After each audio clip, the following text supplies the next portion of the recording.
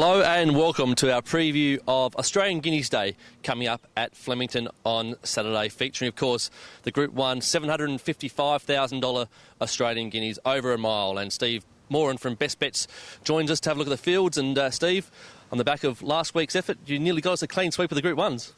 Well, we had a reasonable day last week, which is great. It might be tougher this Saturday as we stand here on a Thursday. 33 mils of rain for the week at Flemington. 9 mils yesterday. Track rated a slow 6. Interesting though, Andrew, penetrometer reading this morning, Thursday morning, was 4.89. It was 4.79 at the last meeting. Flemington does dry out pretty quickly. We can't preempt the weather at this stage, but, look, I wouldn't be necessarily searching for the bog trackers just yet. If the rain continues, well, everything goes out the window and then pattern of racing comes into play as well. So we'll see what happens, but it's a fantastic program. It certainly is. The Group 1, of course, the Australian Guineas, a Group 3 race and 4 listed races on the program. So as you said, Steve, it is an outstanding day at Flemington on Saturday. We've asked you to have a look at 3 races, 2 listed and, of course, the Group 1. But let's go through your best bet each way and Ruffy to start with. And your best bet's a last start impressive winner. Yes, at Flemington, Cheviot Beach. Pretty keen on this horse. Stepping up in trip this Saturday after that very good 2,000-metre open handicap win at Flemington at the Feb 18 meeting, where he did step up from restricted racing to win that race quite decisively. He sprinted very quickly off a moderate pace. I think it'll be a similar scenario this week. There doesn't look to be great speed in this contest. I don't think it'll worry Cheviot Beach. I think he's the horse on the up, and it's very interesting, Andrew. He fits the profile of last year's winner King Diamond, who came off restricted racing, went to Flemington, won the same 2,000-metre handicap and stepped out here and won this race. And when I last looked, he was around the $6.50 mark, Cheviot Beach.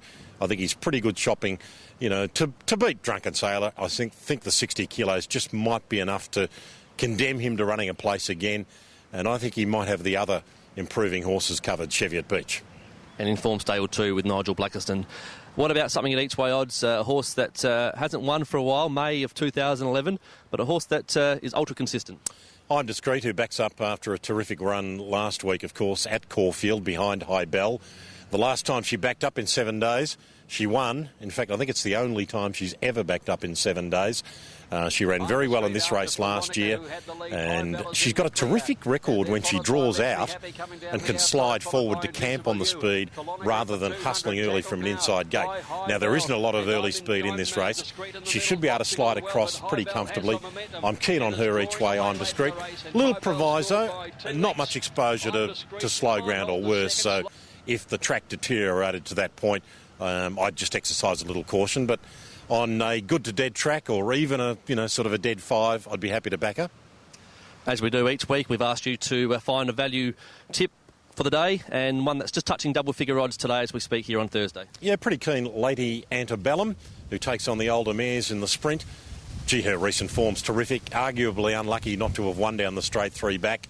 Then beat Glows and Soft Sand, which is fantastic form, and then carried 60 kilos at the Valley when she was beaten by a promising horse, and just might have taken the wrong option coming to the turn there too. So keen on her, Lady Antebellum. Let's take a look at 3 of the features, of course, the Guineas. You're not scared away by Helmet's last start defeat, and tell us why.